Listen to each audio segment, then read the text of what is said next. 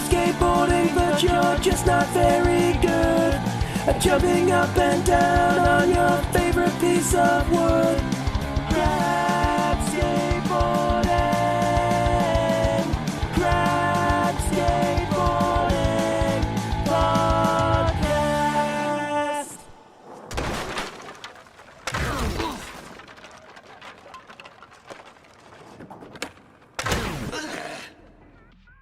Hello and welcome to the Crap Skateboarding podcast, a weekly dive into skateboarding for the average skater, hosted by myself, James. And me, Jack. In this podcast, two distinctly average skaters will try and cover pretty much everything you might want to know about skating, from total beginners to midlife crisis shredders. Each week we will be discussing a range of exciting topics regarding skateboarding in these uncertain times. And this week, Jack, our topic is... Drumroll, please. Skateboarding and Video games! You'll never stop being dramatic, will you? You're never going to stop being dramatic. I'm going to get worse every time, mate. You're going to get worse every time. Yep. We'll be singing it before we know it. We're joined today by Tom from the Happy Hour Gaming podcast. Good evening, Tom. How you doing, guys? I'm so surprised you didn't fuck that up. I'm so surprised you don't consider that fucking up. That's great. No, like, on all of our shows, I'm just like, welcome to the Happy Hour Gaming podcast. You guys, let's see how long it lasts. Wait till you're on like episode 50. Yeah, we'll probably get very sick of it very quickly. Right, so I'm having a look at your website and your podcast, Tom. You've got many fingers and many podcasty pies by the looks of it. Right, I'm too many. You gaming, sports, all sorts. You're very much sort of a veteran by the looks of it. We yeah, I co-founded Happy Hour Gaming with, and it's grown now. There's a group of us there that host a kind of cacophony of different podcasts, mainly related to gaming and movies. The ones I'm involved with are a weekly show about gaming news, but then also like a retro gaming review show where we play a different game every week. I co-host that one and then just talk about history and development. And the aim is to review every game ever made. So yeah, wow. You've got a bit of a challenge ahead of you there. Yeah, well, we thought we'd start with a big vision. And more recently we've got a show about horror movies and things like that. So. But we've got an unusual amount of skateboarding content on our channel, thanks to me. Well, that's really good to hear. I mean, I was listening earlier to, I think, was it the 8-Bit Shit Show? Yeah, that's our retro skater show, version, which I really enjoyed. I'm not going to lie, like it was a little bit of a nostalgia dive because he started talking about music around the sort of music around the 2000 time period. And I was sort of cycling my way home listening to it, just a massive grin on my face. It was great. I really enjoyed it. Yeah, that's a big nostalgia trip for me. So, Tom, you're a gamer. Would you consider yourself a crap skater? Oh, absolutely. So I'm more. My history with skateboarding is that when I was a kid, I was like fully wearing, Limp Bizkit hoodies, didn't leave the house without my skateboard. Absolutely loved it. But even when I now I'm one of those old dudes who's decided to start again and whatever. Yeah. Like you join just the so club. like everyone I see on Facebook who skates is like, I haven't skated for 15 years. Yep. But in the meantime, I maintained a level of interest to a degree that I actually wrote my architecture dissertation about street skating. And wow, really kind of still maintained a fascination with the culture and the history of it. That is brilliant. So that's a really, really great kind of topic. And I imagine that's a huge topic as well. Oh, yeah, major. One of the shows we did, actually, we had a guy called Ian Borden on. He's the vice dean of one of the top architecture schools in the country. And he's an architectural historian who actually wrote a book called Skateboarding in the City, A Complete History. He's from down in London, and this book's amazing. It's like the best book on skateboarding you could ever think of.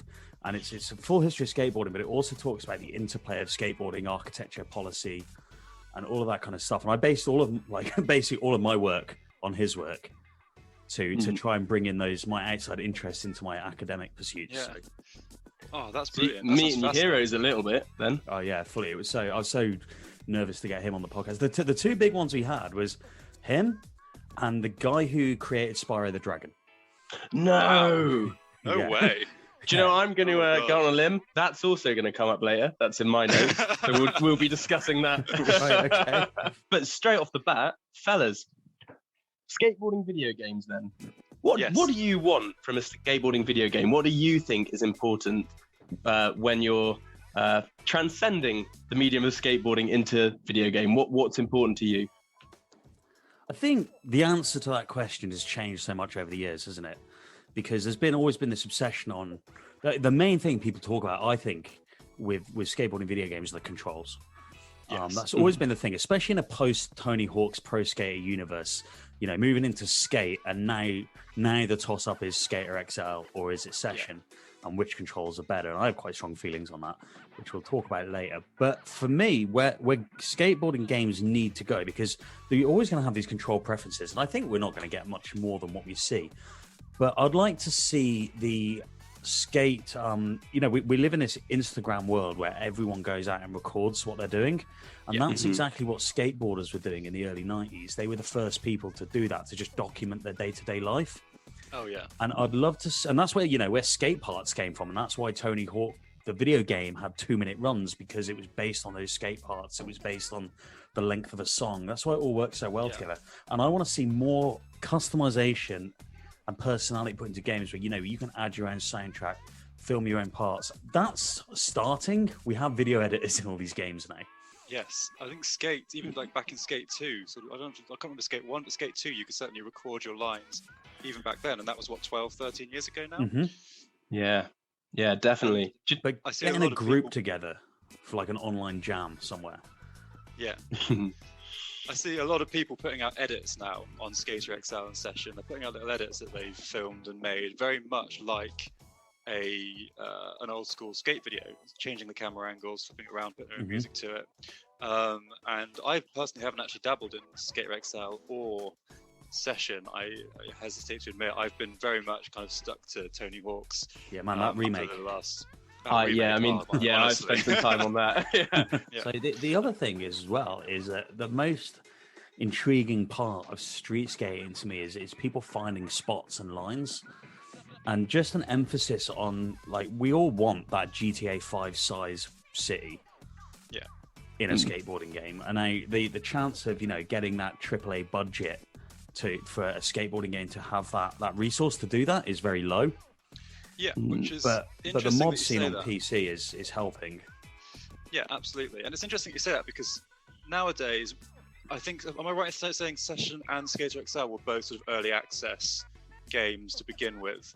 And they were I think both Session's still early access, is it?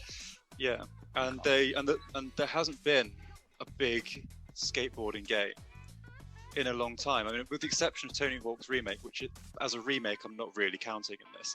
But when you go back to Tony Hawk's 2 and 3, the amount of money that was getting pumped into extreme sports games back then, if that was sort of brought forward now, would allow for that. I mean, if we go back to then, we had all around the same sort of 2-3 year period, we had Thrasher Skate and Destroy, Grind Session, Andy McDonald's skateboarding. Grind Session. Yeah, Andy McDonald's skateboarding. You had obviously Tony Hawk's, and then all of the offshoots of that, like Matt Hoffman's Pro BMX, Dave Mirra's which is basically Pro BMX. Tony Hawk's. Here's a good one. There was a GameCube game called Go-Go Hyper Grind. Yeah, and like to the point where you got things like, God, do you remember sort of BMX Triple X? Like extreme sports games blew up. There was so many of them, and they've vanished. They've completely vanished. And I think perhaps I'm being a little bit optimistic here. Perhaps a huge surge in popularity in skateboarding has happened this year that hasn't happened to this degree, certainly since the early 2000s, might hopefully mean that money might flow a little bit into developers and these products, and we can hopefully one day get that. Well, EA have announced Skate 4. Yes, they have. Finally. And they've set up 10 years later. Yeah, they've set up a new studio to develop it. Okay. I think on the back of what Vicarious Visions did with Tony Hawk's remake, they've got to pump some serious cash and resource into this, or it's going to be a complete waste of time. Yeah, absolutely. And I don't know about you, EA might have been cleaning up their game a little bit more recently, but then they haven't got the best reputation over the last few years. In terms of microtransactions and... Yes. I've got no time for that. I'm not going to be buying them decks for deck coins. Or... No, I'm far too much of an old man.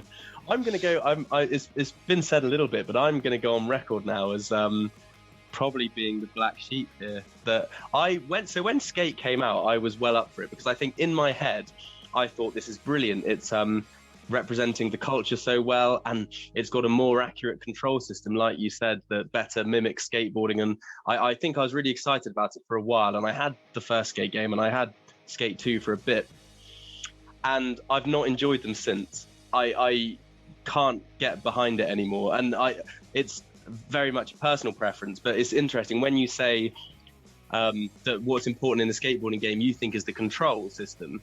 I'd agree with that to a point, but maybe not for the reasons you'd think. I actually prefer my game to be arcade, really, in so many ways, and actually have that arcade control system. What's important for me in a skateboarding game, I think, it's less about the accuracy of the way it mimics skateboarding, because I can do that. I can go out and skate, and that's great fun. I think it's about the culture as much as anything, like you said, about the music and the way, like, who's involved and the way that the people talk in the game, and the spots that are featured and things like that. I think actually the controls need to be fun, but what needs to be accurate really isn't about the controls for me. It's about that cultural element. So I'm going to sit in the middle here, and I think for me, going back to your first question, Jack, what I look for in a skateboarding video game is to feel like an incredible skater. I want to feel like an absolute boss. I want to be nailing insane lines. I want to be landing impossible tricks, and I want to feel like a skateboarding god. Right? And in Tony Hawk's, which for all intents and purposes, the control scheme is a fighting game control scheme. It's a combo-based control scheme. You could, if you blindfolded yourself and played out the controls, you could be playing a fighting game or a rhythm game, essentially. And I think those controls facilitate that ease, which then feeds back into feeling like an incredible skater. With Skate, I really enjoyed Skate 3. I say I love Skate 3. Yeah, that's the one everyone goes to, isn't it? Yeah, I think because they had that big open map, the controls are more refined. They'd funneled everything towards a really, really focused product with that one, and it worked really well. But I suck at Skate. I comprehensively suck at Skate. Now, when it comes to video games, skateboarding video games, if I want to suck at skateboarding, I will take my skateboard out and face plant the concrete. If I want to sit and struggle. Whereas if I want to feel like a skateboarding god, I'll pick up a video game and go to Tony Hawk's. Now, there was, back in university in 2009, we had Skate 2, and me and one of my mates, a guy called Harry, we found this line in Skate 2, and it was a long sort of sculpture. And it was a wavy, long, narrow sculpture, and with a gap at the end and a manual pad behind it. And we spent about 3.5 hours trying to kickflip, nose manual, like nollie the gap, and it perfectly encapsulates that try again feeling that you get in skateboarding in real life. Which I think that's where Skate absolutely nails skateboarding, is it perfectly encapsulates that skill level, that finesse that you need, and you really do have to work it to get better at it. Whereas with Tony Hawk's, after 5 minutes, you can be fairly competent. Well, it's one of those. I always thought I was good at Tony Hawk's back in the day, and now the remakes come out, because obviously back in the day, the only people I saw play it was my mates at my house. Yeah. Now it's out. I go on YouTube and it's like, oh, check out my 10 million point combo. I'm like, what the? Yeah. Like, online leaderboards, honestly. Like, you think you've done this brilliant run, and then you click on the online leaderboard, it's like 15,000th for the day. And you go, right, okay. I was like, oh, I got the pro score, or the what's the one above, like the 6 score. The 6 score. So I'm like, oh, I am good because I got the top accolade in the game. The game's telling me I've done well. And it's like people are just like clicking that off like in one combo. Oh, it's insane. Do you know, James, I can compliment you here as much as it pisses me off to do it. Like back when we were kids, like we were really evenly matched, and the remake came out and I was like, oh, this is great. We're going to be, I again, like you, I was getting all the 6 scores and I was like knocking them out pretty quickly and thinking, yeah, this is fine. I'm good at this. Like I can do this. This is my game. I went around to James's pre-COVID, can we say?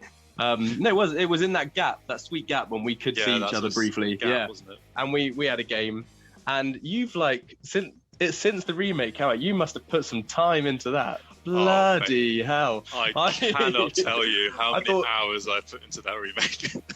Yeah, but mate, like again, like you said about feeling like a great skater, if I want to feel subpar, I'll skate next to you on a normal day on a real skateboard. I don't need that in Tony Hawk's. So, Tom, what would you say is your go-to skateboarding game? Tony Hawk's Pro Skater 2. Yes. Without any question. Like the best game, the best extreme sports game ever made, in my opinion. Has the best spots, has the best, adding that manual in made such a big difference. It's far more important, far more important than the revert, in my opinion. Together, I always find now, if without that revert manual combo to come out of a transition, I suck. If I go back to the first one now, I can't do it. Well, Tony Hawk's 3 brought the revert. 3 was the revert, so 2 was the manual. 2 was the manual. But I just think it landed. When was that? 2001, maybe? Yeah, 2000, I think. 2000, when I was 15. So it landed at that absolute sweet spot.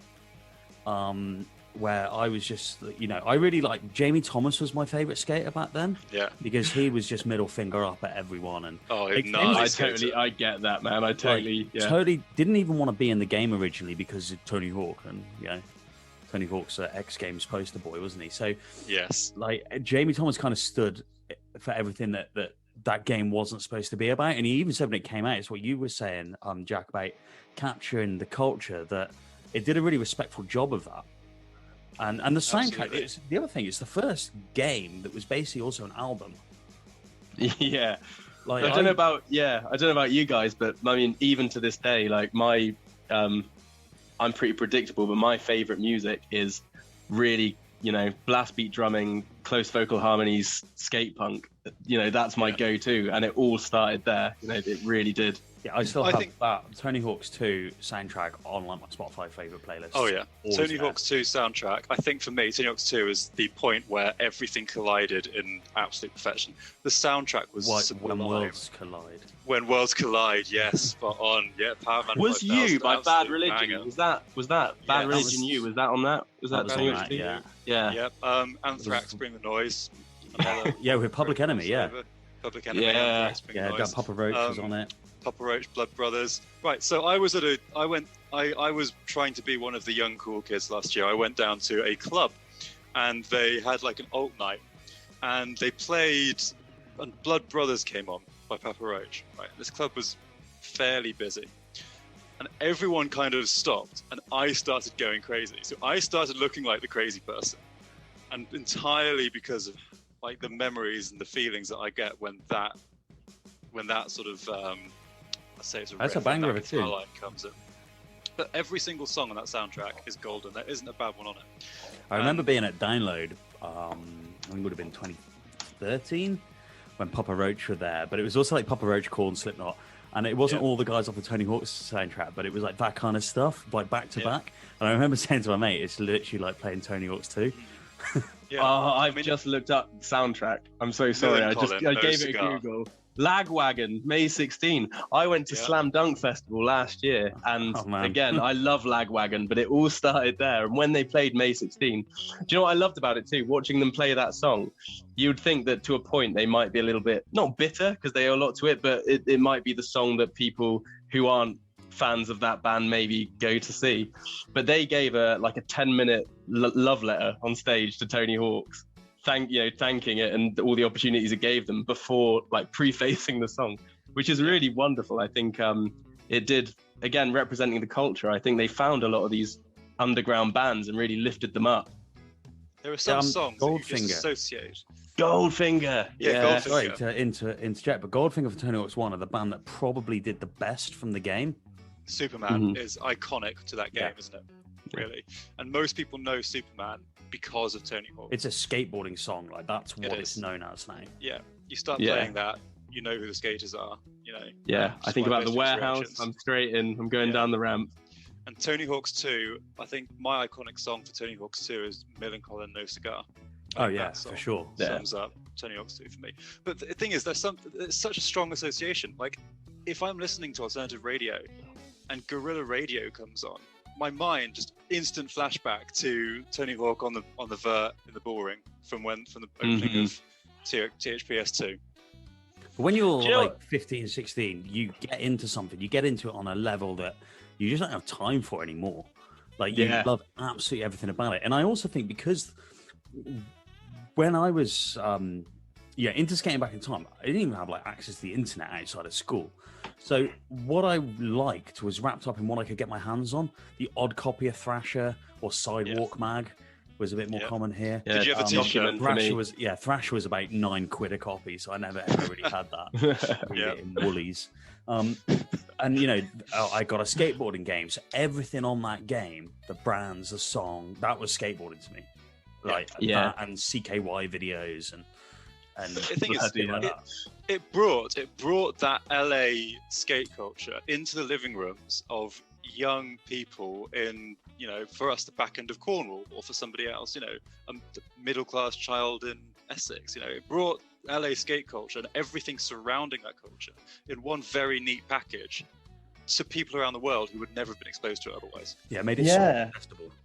I think Tom's right talking about like Jamie Thomas as an example of that. He was real, like, you know, middle finger, gravel in your knees, blood running down your arm, skateboarding, like street in that way. And Mike V. Yeah, and you know, we would never have been exposed to, I say a skateboarder like that, but a person like that in our sheltered little lives at that moment, you know, and that was definitely an awakening for me. Like Jamie Thomas and Zero, like, and then from Tony Hawk's, like we got into skating. For me, that's definitely the way in. But Zero, particularly as a company, and the Zero videos, like watching Dying to Live and I just really, that was my awakening. I think this is how much of a 15-year-old I was. Right, I thought that Jamie Thomas in Dying to Live, slow motion skating down like a driveway to the sound of the Good, the Bad, the Ugly soundtrack was like the coolest thing ever. Followed by like he had Rush, didn't he? Had Rush 2112. That's cool as hell, though, man. That's not like juvenile. I thought that was the coolest thing in the world at the time. Well, we got our hands on like CKY, and then the next week we had my mate's mom's video camera when we were riding our bikes into hedges. We all did that. Who got it wrong then? So I mean, we said, you know, Tony Hawk's was a big deal for us culture-wise. I think we all agree on that. And again, skate maybe offered a lot for a lot of people. Can you remember playing anything where you thought, no, they've really they've tried to cash in. This doesn't represent us. They've got this wrong. Has that ever happened in your experience? Yeah. There was a whole load of shit back in the day on the NES, and pre-Tony Hawk, everything got it wrong. Like, really, that was the first game that did a good job. You can give California Games a little bit of love for the half-pipe stuff, but just looking at what it was dealing with the day. But there's two games that I have issues with. One, the obvious one is Tony Hawk's Pro Skater 5. Oh yeah, just like an utter abomination.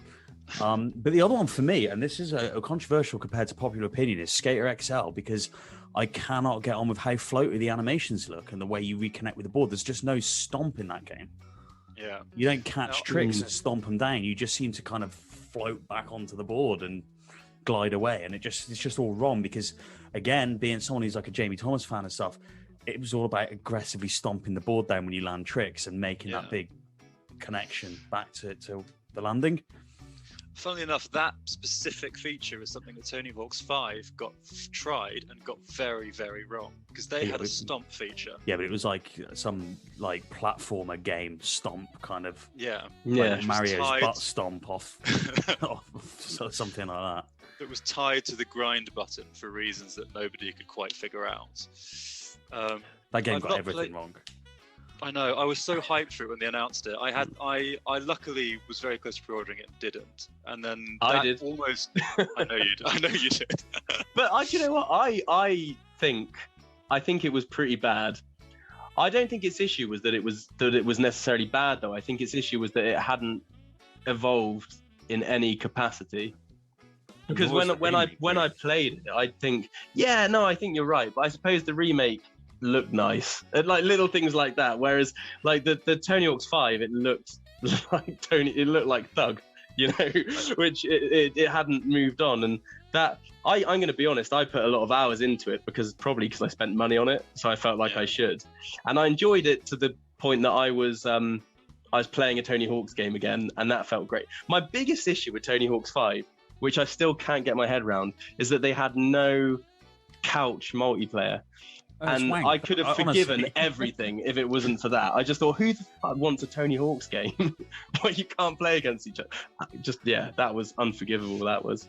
Jack, I hear your points of defensiveness, but I've got to be honest. I think you're totally deluded. It's a fucking terrible game. I think you're holding on to that 40 quid you spent. Yeah, you need maybe. to just But do you admit ever, it. Justify do you ever, and I'm going to justify a bit more. Do you ever feel though, like these games we love, like Tony Hawk's 2 is an example of this? Going back is still hard. Like I've got my PS1 set up here in the games room, and we've got Tony Hawk's 2, and I think it's better as a memory than it is in I love it. effect. Do you really? Because Yeah. I still find like I disagree. I think it's, and there's a few things like this. Tony Hawk's 1 is worse for the reasons we've discussed. That's really hard because it made such an impact when I got it. That's harder. I think I would always play the remake now because I can still enjoy those settings and, like you said, the soundtrack and everything else about it. Culturally, I can still enjoy all that.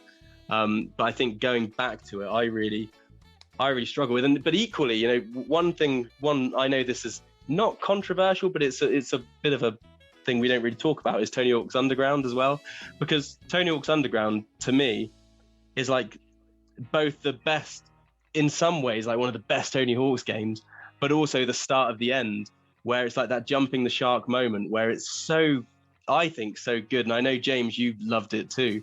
In so much of what it did, it was a brilliant game. But all of these innovations they made that made it a brilliant game kind of started this trend of it needing to innovate to a ridiculous degree, which I think was the downfall of the franchise, really, where every time they felt like they had to add loads of new features and, quantity over quality, maybe. And I loved Thug, and I would love a Thug remake. But, I don't know. Any thoughts on Thug? Tony Hawk's Thug 2 has this amazing mod on PC that adds like all the levels from every Tony Hawk's game into that engine. Yeah, it's something like that. That's pretty cool. But I think I agree with you, Jack, on the fact that the more it added, the worse it got. Well, let's look at Ride, for example, when it started adding plastic controllers. Full of technology. No thanks. That almost feels like a backward step, isn't it? That's like stepping into an arcade like 15 years before that game came out. Just like bizarre. That was in the Wii era, though, right? Yeah, that was when peripherals were all the thing. The thing is, like, even going back to PS2, Thug, if you had an iToy for the PlayStation 2, you could, in theory, import your face onto your skater character. Yeah, they did that with every sports game at the time, They did didn't that they? with every sports game. But what actually happened was you ended up with some really bizarre monstrosity that looked absolutely nothing like a human. And talked nothing like a human either, because the voice acting was atrocious. But that's not to say the game was bad. I loved Thug.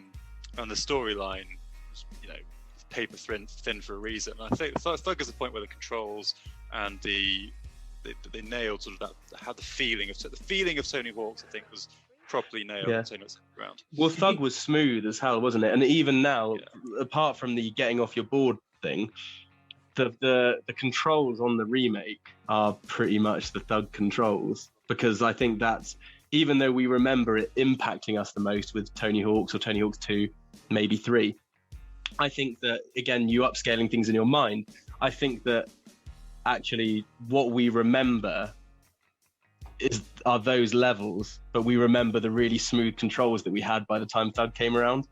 So I think they kind of had to do that, because otherwise it would just feel like a step back. I was going to say about the remake and the controls are pretty much the Thug controls, but I wanted to ask you guys, did you play other extreme sports games at the time? We mentioned these ones that piggybacked off the engine, and were they, because we play we talked about skateboarding games making skateboarding accessible to non-skaters. Well, we're skaters, and we were back then, so we have this different view. Did you get into BMX games and then not get into BMXing? I get into is a tough thing. I mean, I had Matt Hoffman's, but I'd say I always felt like I was cheating on the skateboarding games a little bit. Do you know what I did get into for a while, really into, was Cool Boarders on PS1, Cool Boarders and Cool Boarders 2. I got really into them. My boarding game. Yeah, I mean, a few years later, I did go, I started snowboarding a little bit. I didn't get abroad much, but there was a dry ski slope in Plymouth, and but again, not in the same way. Maybe I tried it because of the game. Maybe if I think about it, but it didn't have the same impact on me. Maybe the Tony Hawk's. I just don't know enough about the culture. I don't know if it got it right or not. I wouldn't even know what to say about it. I think Matt Hoffman's has got a fairly good reputation that it was just a clone of Tony Hawk's BMX, but it had fully.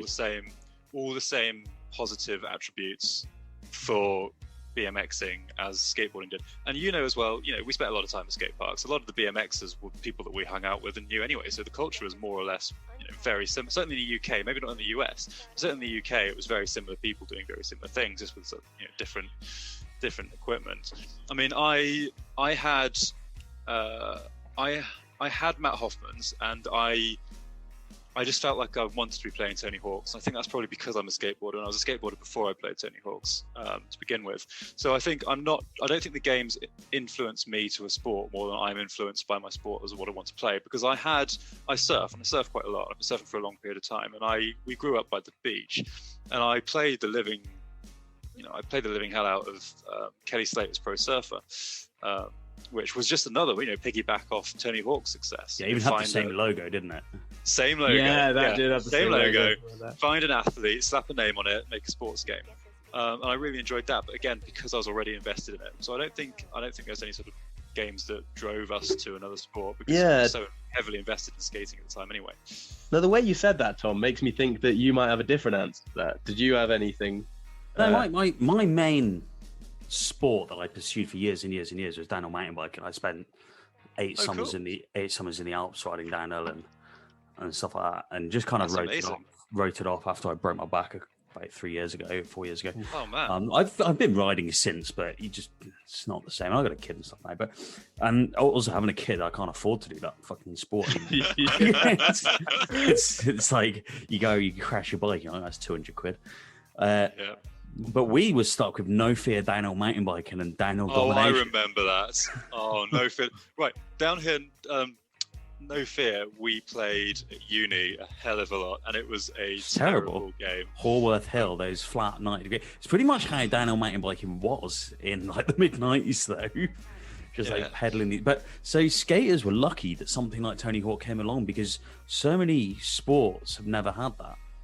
Yeah. But I think the difference was, I might be wrong, but didn't Tony Hawk's have quite a large part in the development of that game and getting it right? Okay, so I can give you a bit of history on that. Tony Hawk was being approached by several different companies. Firstly, Nintendo to make a skateboarding game, and he turned the game down that Nintendo presented to him. They had put the bones on a game and wanted to attach him. Now that's probably quite wise because Nintendo would have let him have no creative input whatsoever because being Nintendo. So then Neversoft, I can't remember what they were working on before, but they had a previous game and it was like a Bruce Willis game. Yeah, it was a 3D action adventure, wasn't it? Featuring Bruce Willis, and they used the same engine. Yeah, that's it. That's the engine they use for Tony Hawk's. And they put the game together and they attached Tony Hawk to it. And when he came to see the demo, Bruce Willis was the skater, actually, with like an AK on his back. I saw that on the documentary. And yeah, their demo was based on another game. It was like a downhill skateboarding game. And it was going to be like a time attack racing game. But then what they did is when you got to the bottom, there was like a little skate park area. Okay. So when you got to the bottom of your run, you did your race, you could play in the bottom. And they were finding that people were trying this game out and then just staying in the skate park bit at the bottom. And being like, oh, this is where the fun is. So that changed the whole game. And then Tony Hawk basically handpicked all the people that were in the game. They each handpicked the soundtrack. All of the movements were like motion captured. So, Tony Hawk had to do the 900 in a lycra suit covered in ping pong balls with like no padding on. There's videos of them doing that. If you haven't seen them, they're great. The mocap sessions. So he was actually like hugely involved as more than a consultant, really kind of contributed a lot to the design of the game, which is probably a testament to why it captures the culture so well. Yeah. And it's unheard of. It would be unheard of now as a big game developer and publisher giving an individual so much creativity over something that they have invested a large amount of money into. Yeah, unless you're like a studio head, like a Neil Druckmann at Naughty Dog or something where you're already in the studio. But just bringing someone in and being like, tell us what we need to do. Yeah, and it worked. It paid off. They didn't think it was going to be that big a deal until conveniently like a month before the game launch, Hawk lands the 900. Yeah, well, I saw there's that, what's the documentary called? Pretending I'm a Superman. Yeah, the documentary about it. And he mentions on that, doesn't he? He said that he landed it, and the next day he suddenly thought, I've got this game coming out. So he rang Neversoft and said, I think it's probably too late, but this needs to go in the game. Like, this is my biggest achievement. Can this go in the game? And they said, we're already doing it. They said, we've already pulled the code apart. We're already on it. Yeah, don't worry. Well, that was massive. I remember the 900 being on TV. Like, yeah, and that it was huge. That like perfect storm of the Tony Hawk skateboarding game actually being good, and the 900 happening 4 years after the X Games started to bring skateboarding into mainstream awareness. It just is, it was like a perfect storm for this explosion of skating. And the sort of the late 90s, early 2000s were a time when a lot of people were sort of marketing and capitalizing on kind of extreme culture, weren't they? It was all like kind of stuff. Counterculture marketing. So it's also like rad and gnarly kind of. Yeah, well, again, it comes back into music, doesn't it? Because it's hard to know what influenced what, but obviously there was the sort of like punk revival thing was huge through the 90s, and yeah, I think it all kind of went hand in hand. I think a lot of people probably did quite well out of it. Of that. Hawk was making around $10 million a year at one point, with about 80% revenue from the game, I think. Yeah, which is astonishing. And when you take into account the US dollar is now worth double that, so back then, so the US dollar is now worth half that. So back then, that is a huge amount. Even more money, relatively speaking. Athlete was making that much money off a video game before. No one on the cover of Madden or anything like that was. Yeah, well, Madden's named after a commentator, isn't it? It's not even named. Yeah, it's John Madden football, but they always have tend to have a cover athlete, or at least on the NFL games and the college football games back then as well. But I guess that's like your only equivalent, and I don't know how much a FIFA cover star gets paid, but well, that's the thing. I mean, the cover stars are sort of randomly chosen, aren't they? There's a bit of a big deal, a press release each year as who's going to be on the NFL game, who's going to be on the NBA game cover. But the cover stars don't really have much influence and input into the game, whereas Tony Hawk himself actually was such a driving force of everything that game did right.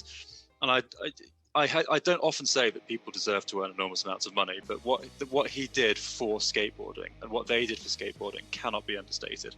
I mean, skateboarding was dying a death, realistically. Well, that's it. Hawk stuck through it through the crap times as well. Yeah. Skateboarding was dying a death, and it was a big revival, and that's probably still the reason why it's going so well today. A lot of today's pros, like Letitia Buffoni and Nigel Houston, they would have they're younger than us, but they would have grown up playing Tony Hawk's Underground 2, and a lot of them now who are pro skaters now have been saying that they started skateboarding because of these games. Yeah, but we probably wouldn't be. I can definitely say that I wouldn't have been, at least not to the degree that I did. I think that was definitely what submerged me in, really into it. I think there's no doubt there. Oh yeah, I had like a cursory interest in skating and had a skateboard. Once that game came out, I was like, this is me, this is who I identify as, this is what I want to be. And it was every day was just after school, go skate, then play that game. So would you say that was kind of the catalyst for your adoption of skateboarding? It definitely cemented it, because it gave me such a window into all of that stuff that surrounded skateboarding as well, the clothes, the music, the people. And it was a jumping off point for me to absorb a whole load of that really quickly and then go off and find what I wanted to. And look, a huge influence on me, massive. So what was it like skating up for you, growing up skating for you? What were your sort of local spots like? Did you go to parks? Did you have much around you? How did you sort of get into it, and how did you evolve your skating style? If anyone wants to bring Google Maps up, all right. I can tell you where I lived, where I grew up, right? I'm going to have to put it into the Zoom chat. Is it Welsh? Yes. There you go. Oh, right, there we go. Yes, okay. That already sounds like it's just the best spot we had was a concrete ramp by the chicken feed factory. Wow, you had a concrete ramp? Yeah, but when I say concrete ramp, I mean literally like a ramp, like a wheelchair ramp. Oh, okay. Oh yeah, and that is deepest, darkest Wales, isn't it? it's rural as hell, man. Yeah. And this is why it was so special for me to have something like that was a window out of there. We had by the primary school there was a curb and a two set of steps, and we went to the village hall. We had like a youth club there, and they let us skate indoors there in the winter, but it was just a flat. No, it was just a flat gymnasium floor essentially. Yeah. So yeah, we just had to just make do, and then our nearest town, Oswald Street, was a 30-minute bike ride away. But the skate park there, it would feature on one of those like worst skate park, like BuzzFeed lists. Yeah. One of those council throw-ups. Yeah, so we managed to get our youth club to take us to a trip to like a local indoor park called the Boneyard, which is still going as like a non-profit now. And occasionally they put like a Facebook post up over the last 20 years saying we're going to go bust, and then I send them 20 quid and say please don't. Even when I wasn't skating, I'm like, that was the only place we could go as a kid. Yeah. So yeah, our skate spot sucked, and that's probably why I never got any good. I could ollie and like I could land a kickflip still. That was really it, because we just didn't have anywhere, but it didn't matter. So I think like that. Somewhere like that, Jack and I discussed this in a previous episode, actually, didn't we? Somewhere like that, I imagine at the time, kind of how many people were in your sort of skate crew, and were they the only people that you kind of had skateboarding exposure with prior to Tony Hawk's? So there was probably 4 or 5 of us, but only 2 of us living in that village. The rest were like 20-minute bike ride away, and they'd come down and meet up and skate. But in our sixth form, half of the sixth formers were skaters. Even if they didn't skate, they were into that and it was a lot of it because we were all playing Tony Hawk's there, and everyone was in there in baggy jeans and Rage Against the Machine hoodies and posers at the time, wouldn't we? Yeah, but I didn't mind because it just meant I was with my people more than like the guys who liked football and the ones I really hated at the time. And it was like a war. It was. Yeah, do you know what? With this, we have spoken about this before, and we've spoken about this kind of adoption of skateboarding as a sport now, and the kind of internal conflict that we might have regarding that. And I think that's a real good way of putting it for so many of us. Is it is a real conflict, and I think it stems from that.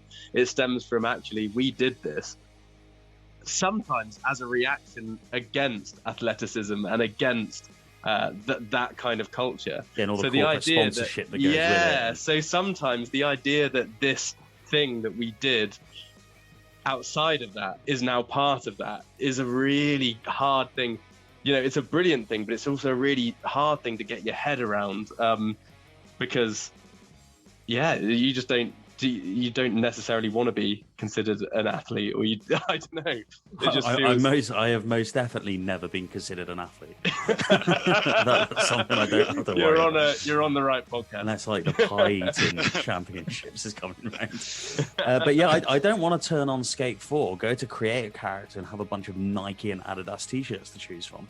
Well, you can really do that in Tony Hawk's, the new Tony Hawk's game, can't you? The new Tony Hawk's game, if you go to the store, they've got the very same thing. So I feel like I've got to know your answer to this. And I played Devil's Advocate a bit with Jack, a couple of episodes, very much about this, just because it generates a really good discussion. So what are your thoughts? So let's look back at things like Zero, Dying to Live, Girl, Yeah, Right. And so the skaters there were sponsored by the skate brands that them and their mates created. And they were putting out video parts, and they were earning, courtesy of Tony Hawk's, so a lot of them, like Costin and Jamie Thomas, were earning decent money. But a lot of them weren't, but they were putting it out for the sheer love of it, and they were scraping by. Even though they were supremely talented skateboarders. Now, what are your thoughts on the multi-million-dollar sponsorships of things like, let's say, for example, Nigel Houston's sort of the poster boy for this, isn't he? Because he's always rocking his Nike leggings and his sports tops and things. And the multi-million dollar sponsorships with Red Bull and companies like that lead to and again, Letitia Buffoni is another one of those that's sort of sponsored in that degree. And Chris Cole has actually kind of gone towards that more recently as well. Do you have any particular opinions on that side of skateboarding?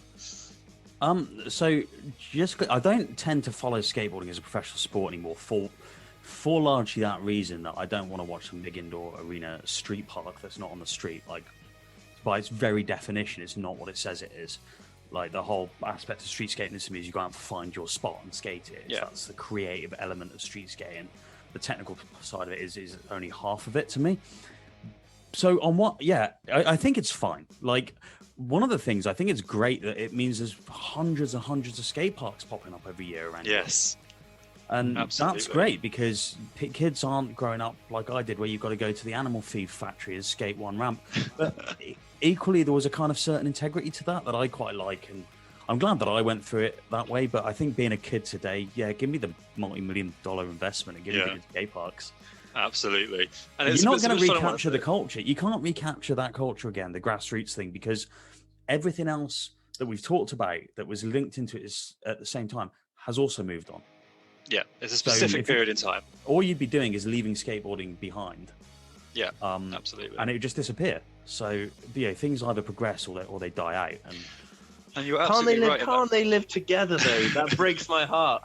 That really fucking breaks my heart. I want to cry. Can't they live together a little bit? Like, can't you have the? And I guess it's as long as people are making it. But like, I love everything you said in the first half of what you just said. Really spoke to me. That creative element. I think of it as such a creative exercise, and I love the idea of people like finding strange things to skate and thinking, okay, what can I do with this? And I think for me, I'm not against. Well, that's good. I mean, I'm not against it as a concept at all. I'm really not. But for me, it's like I will try and skateboard in the way that I watch it, and I like to watch weird skateboarding. I like to watch. Well, odd they do. spots and, this is the beauty of skateboarding, is that it's a plank of wood on wheels. It's a plank of wood on wheels, but those two things can and do coexist. Like, at the same time as Street League and all those things are happening. At exactly the same time, Thrasher are putting out bail videos like it's 1999, Yeah. It's still, these Heroin and Death are still putting out videos that you can feel the gravel in your skin just by watching them, Yeah, I think there's always going to be that group that want that. And that's fine. The street skating side of it, you're always going to get people going out and finding them spots, and you're going to get the clowns like Richie Jackson who want to go out and like do absurd stuff that he does, and like I love watching Richie Jackson, man. I think he's incredible. Yeah, he's nuts. I mean, absolutely. Yeah, but I want to watch a nutter. Again, do you know what it is? It's just about having a market that's big enough for it all, I suppose. Because as long as I can still watch a nutter do things Richie Jackson's doing, I'll be happy. And I think there is, like you mentioned Buffoni before, you see her videos, a lot of it is arena park skating and stuff like that. And then she'll have the odd street spot, but it's normally like go huck a massive stair set or something. And you get the bit where I've tried it 8 times, which is kind of old school in itself. But there's still plenty of skaters who are going out and finding weird stuff to skate and breaking into places. And that's the side of it I like. And it will forever coexist, won't it? Yeah, I like the skater versus hater videos on YouTube, and that's old school stuff to me, where people are just getting in trouble for doing it. Yeah. Sorry, Jack, carry on. No, I was going to say, but that's the key of it, isn't it? With this juxtaposition between it being a really an accepted sport in that way, is that you feel like that little bit of like, oh yeah, but we loved it so much, we got in trouble for it, Yeah. Do you remember? Which isn't a good thing. Skateboarding is not a crime phase. Well, we actually mentioned this on the Tony Hawk's episode we did recently. Skateboarding is not a crime. Decks and stickers you could put everywhere. Yeah, because that was kind of people getting chased down by police for skating, and certainly in America, people getting chased it never down by happened to police for us. skating. Like we used to think we were being super illegal, but we'd get like the odd like crazy cat lady being like, stop swearing or something like that. Like that would be about the worst we got. We got chased off by some guy in our village because he thought we were skating on his roof. We weren't skating on his roof. This never happened. He was convinced that we were skating on his roof, and he was going around the village and ask everyone who we were. I saw that guy at the pub 2 years ago, and I really wanted to talk to him, even though we were about 14 when this happened. I really wanted to confront him now as a 30-year-old man and say, by the way, you owe me an apology for the way, but I didn't. I smiled at him. I was very courteous. Flicking things back a little bit, Tom, did you have a certain skater you'd always use, or were you a creator skater guy? Either Jamie Thomas or creator skater. That was it. Like, nice. I wouldn't use, back in the day, I didn't want to use any vert skaters. I was into skating for the street skating culture. I liked Mullen as well because he was just such an oddball and a misfit. But I think we could all relate to that. We could all relate to that because he just loved it so much, and he was never going to be that cool guy, was he? Like, no, but when you see him talk about it now, he's the most analytical skater. He's beautiful. Him and Lance Mountain, to me, I know Lance Mountain wasn't in it at that point, but as two skateboarders, Rodney Mullen and Lance Mountain, to me, I just think love it more than we could even comprehend. You know, I think when you hear them talk about it, it's that real, like a real love story between them, and yeah. Ooze passion. There's this scene in Pretending I'm a Superman, and it gets me, man. It gets me. I'm not gonna lie. And it's when Rodney's going, "Oh yeah, man, this game's really cool. Why wasn't I invited?" Yeah. He wasn't in the first one. And you're like, "Oh man." Yeah. He's in the second one. Yeah, he was. Well, Freestyle was dead. Remember? Yeah. It was, but they had this really cool meeting. I remember Rodney called Tony up and was like, "Mate, my ankles are shot. My feet are hurting. I'm in a bad place. I need to talk to you. I think I'm going to stop skating. I'm going to quit skating." And Tony went, "Nah, don't do that. Do you want to be in my game?" And that kind of brought him back a little bit. Yeah, that was it. And then he was more famous that year than ever before. Yeah, and he revolutionized street skating, really, just through, being given that shot, I suppose, and then being re-exposed, or everyone being re-exposed to him. He changed the game with street skating again when he started bringing those things to the obstacles. Yeah, he dark had some slides wild and all moves. that. Yeah, I was going to say dark slides and stuff. That's like one of the more famous things that was in that game that he was known for. Yeah, absolutely. Dark slides, primos, truck stands. But this is also it's where I learned the name of all the tricks as well. Tony Hawk 2. Oh, sorry everyone. Yes, I have to say goodnight to my daughter. Sorry. Mona! She's waiting for me to say goodnight to her. We said to 7. You thought you'd be the one who's getting interrupted with screaming. I was asleep. Hey, buddy. Night. Hey, Lamona. Look at that. There's a big grin. She's been on the mini ramp, hasn't she? She's been shredding a few times. Yeah. Oh, she has been on the ramp, yeah. We've got a garden ramp, and she's been on the skateboard, holding my hand. She's been in the toy car. She loves it. Sorry about that. Okay, one thing we did want to talk about as well. We've spoken a lot about Tony Hawk's. We've spoken a lot about the real high points, the low points. Are there any oddball representations of skateboarding in video games that you, I guess, love? I'm going in that direction. Are there any odd representations of skateboarding in video games that you just absolutely love? Just really like wild cards. Anything out of Japan. Sounds about right. Anytime Japan gets involved in a Western culture, it always brings hilarious results. I don't know, man. Like, there was a Goofy skateboarding game done by Disney that was hilarious. God, yes, there was. There was like there was the Metal Gear Solid 2 tanker skateboarding game that Kojima did. Yeah. There was a skateboarding section in Metal Gear 2. I mean, they had the Simpsons games as well, but that made sense because Bart was always a skater. Yeah. So, did you ever play Simpsons skateboarding? Did anyone actually ever give it a crack? No. Yeah, no, I've missed out. I feel like I want to retroactively give that. I love the wrestling one. I can't say it was a fair representation of wrestling as a culture, but yeah, I love what they did with it. I played the Simpsons wrestling. Did you? Okay, I'm going to throw this one out here, Tom. Did you ever play the Game Boy Advance version of Tony Hawk's 2? The isometric one. Yes. Yeah. It actually isn't bad. I dig it. They really did a really good job of porting the controls to the Game Boy Advance, and I think that's one of the most. I'm genuinely impressed by how well they did that on that really old hardware, because I think the Tony Hawk's 2 version of the Game Boy Advance is possibly better than most of the late Tony Hawk's games. That really limited. Cool. I don't recall whether it's any good, but I definitely recall like it not being that bad. Oh man, it's you know good. what I mean? Because you'd expect it to be terrible. Yeah, but it wasn't. What was terrible was Andy McDonald's skateboarding on the Game Boy Color. I had that. That was awful.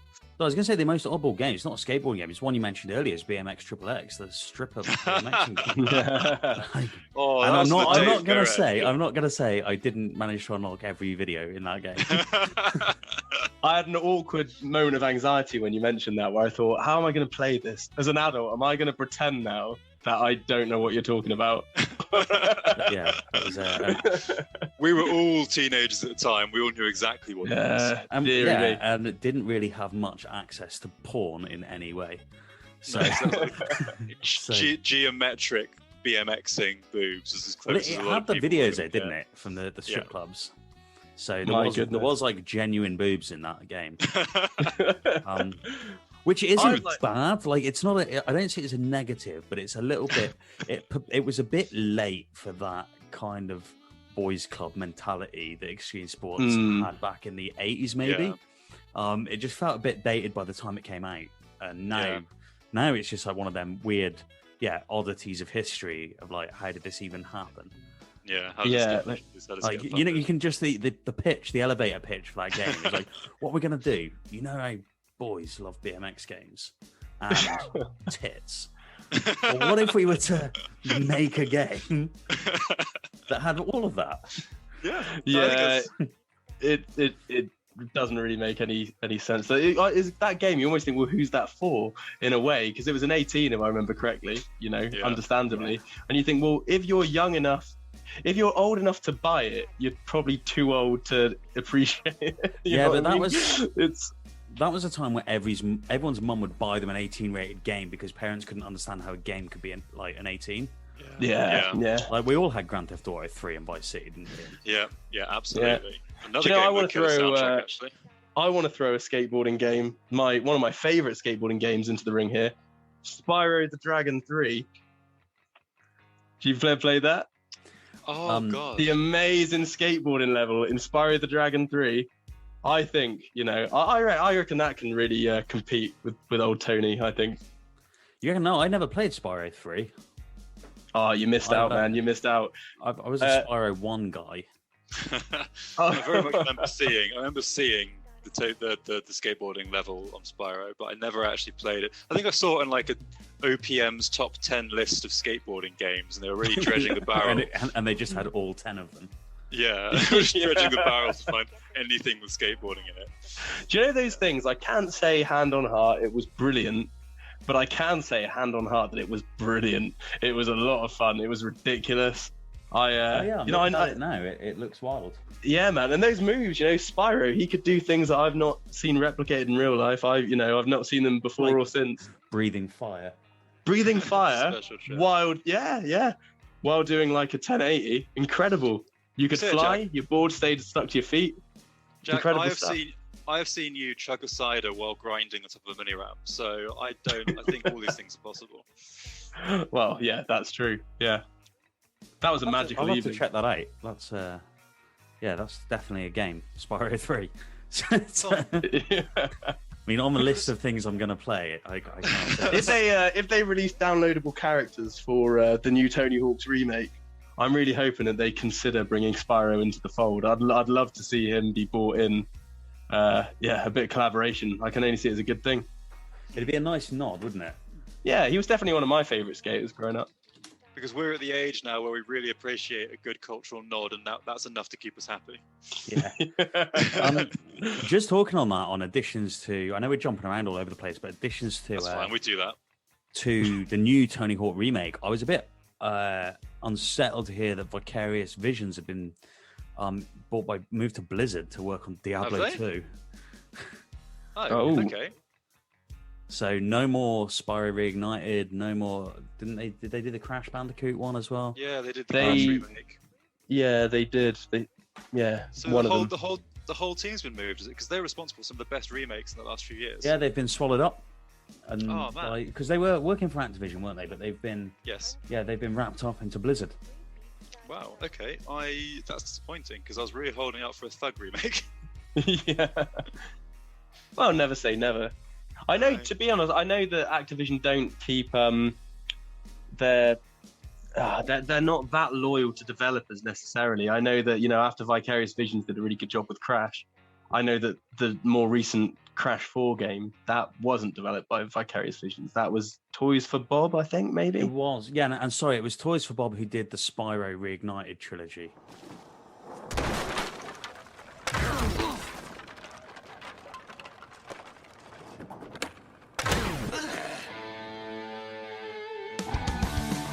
Tom, it's been a pleasure.